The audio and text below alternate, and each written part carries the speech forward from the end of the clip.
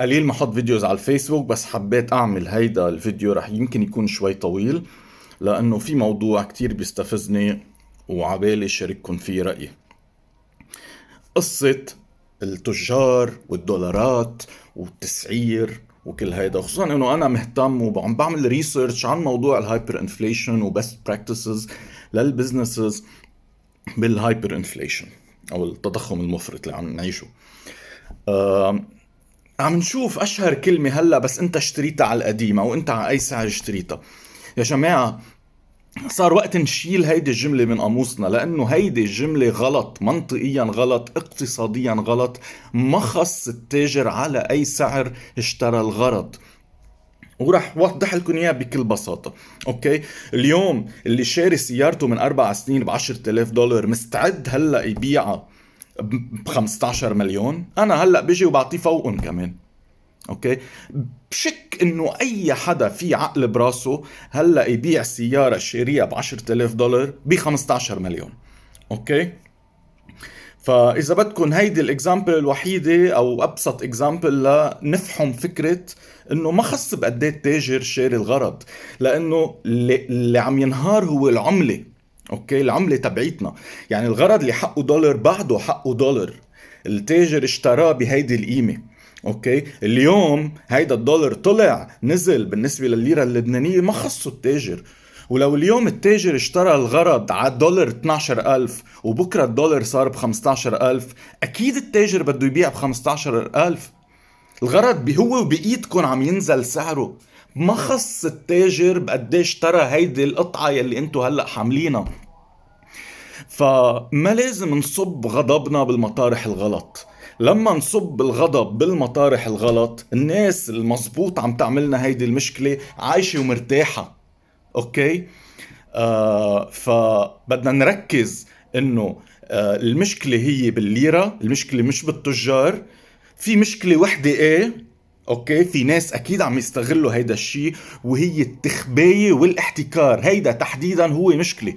مزبوط، لانه اليوم انا بس اشتري اغراض وضبها بهدف انه انا اربح منها اكثر بعدين، مع انه هي منا illegal، يعني هو منه عمل غير قانوني، ولكن هو عمل غير اخلاقي. اوكي، يعني انا جايب الغرض وعم ضبه لانه عارف رح يطلع سعره. فانا صرت عم بعمل استثمار، عم بعمل استثمار باساسيات العالم. اوكي، وهيدا الشيء ايمتى ببلش يصير؟ ايمتى بيصير في هيك؟ ايمتى بيصير في عنا سوق سوداء؟ لما يصير في تخبط او فولاتيليتي كتير كبيره بالعمله. لانه التاجر بيعرف انه انا اليوم اشتريتها بهالقد، اكيد بعد يومين الدولار رح يصير اعلى، فمن مصلحته يضبها. نفس الشيء عم يصير معنا بالبنزين، لانه بنعرف انه كل ما العمله عم تتغير، لانه ما في ستابيليتي، بنعرف انه في مجال للربح، فصير التاجر عم يعمل استثمار بالبضاعه بدل ما يكون عم يبيعها للعالم. اوكي، هيدا غلط. هيدا غلط اخلاقيا، مع انه على فكره بكتير مطارح منه غلط قانونيا. بس انه الغرض، اوكي، نقول له للتاجر انت اشتريته على هيدا السعر، ليه عم تبيعني اياه على هيدا السعر؟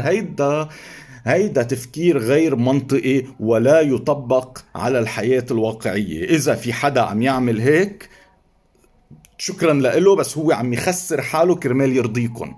اوكي، الغرض انا هيدي الكاميرا اذا اشتريتها ب1000 دولار اليوم ببيعها ب1000 دولار، ما ببيعها ب1,500,000. اوكي، ما ببيعها ب100 دولار يعني. ف ركزوا بهيدا الشيء، افهموا كيف بتشتغل هايبر انفليشن، افهموا انه عملتنا هي اللي عم تنزل. قريبا رح نشوف كذا شغلة، رح نشوف سوبر ماركتس ما بتحط الاسعار، لانه الغرض هو من لما تحمله عن الرف للما تيجي تدفع حقه رح يكون تغير سعره. اوكي، فحنبطل نشوف اسعار على الرفوف. رح نصير نشوف ببعض المطارح، وخصوصا المطاعم على فكرة، والاوتيلات، ورح نشوفها حتى بسوبر ماركتس قريبا. الغراض رح تكون مسعرة بالدولار. يعني المنقوشة حيصير سعرها دولار. قد ايه الدولار اخر همنا. ليه؟ لأنه هيدا بيهين الحياة على البزنسز. بدل ما أنا كل يوم وكل ساعة بدي غير أسعار الغراض عندي، أنا اليوم بسعر بالدولار، واللي ما معه دولار يدبر حاله. بالنهاية المشكلة لا مشكلته ولا مشكلتي، مشكلة الاقتصاد ومشكلة السياسة يلي وصلتنا لهون. فالتسعير بالدولار هي شغلة فنزويلا عملوها، صار بكتير مطارح الأسعار بالدولار. ما بيفهم، بيقول لك يعطيني دولار، يعطيني حتى المنقوشه كبيت العصير. السوبر ماركت بيصيروا يسعروا بالدولار، وانت دبر حالك، يا بتدفع لي دولار يا بتدفع لي الايكويفالنت. وفي ناس حيبطلوا يقبلوا ياخدوا القيمه السوقيه للدولار. على فكره يعني اليوم بعدها في بزنسز بتقول لك ادفع بالدولار او ما يعادله. اوكي، رح نوصل على نهار ما حدا رح يقبل منكم ما يعادله لإلكن. ليه؟ لانه رح تصير تتدوبل قيمة العملة يمكن بالنهار الواحد. فاليوم عم بقبض منك، بكره حيكون خسرت نصهم. فكمان هيدي واصلين لها. فكروا فيها.